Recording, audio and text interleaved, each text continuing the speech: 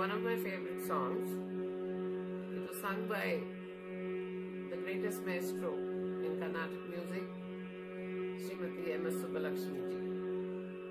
And this was well appreciated at the UN Council long before, how many decades ago it was sung, and the words are so meaningful. It was composed by Jagadguru himself. So it speaks about friendship, it speaks about leaving behind your animosity, your competitiveness, and how we need to all come together to serve the Mother Earth in peaceful coexistence.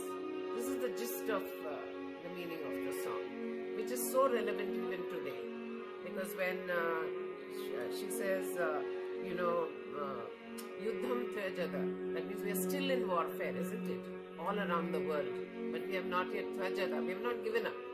So in today's world, the song is much more relevant than when it was sung, decades ago.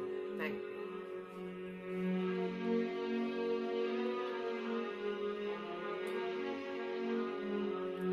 Maitrim bhajata akhila pujatrim, Maitrim bhajata akhila pujatrim, Atma vadeva parana pipashyata, Atma vadeva parana pipashyata, Yuddham tyajada spardham tyajada, Yuddham tyajada spardham tyajada, tyajada pareshu akramakramanam,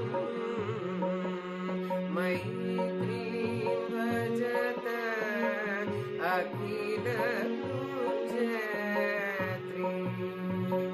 Maitrim bhajata akhila pujatrim, Janani prithvi kamadugaste, Janani prithvi kamadugaste, Janako deva,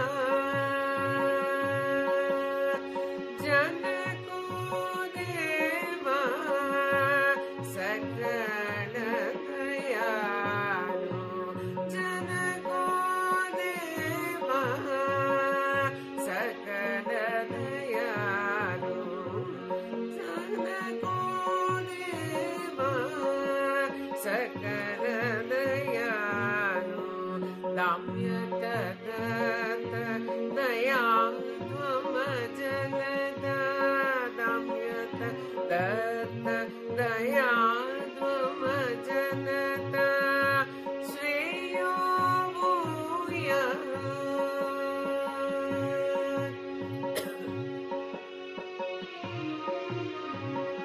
Shreyo bhuyat, Shreyo bhuyat, Shreyo bhuyat, sakala jananam, Shreyo bhuyat, sakala jananam,